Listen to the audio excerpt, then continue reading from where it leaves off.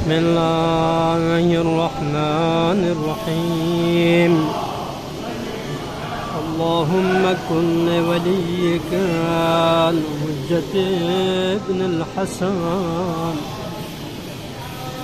صلواتك عليه وعلى آبائه في هذه الساعة وفي كل ساعة، وليا وحافظا وقائدا وناصرا ودليلا وعينا، حتى وتسكنه أرضك وتوعى وتمتعه فيها وتويلا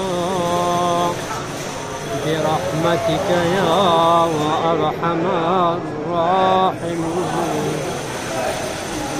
العجل العجل العجل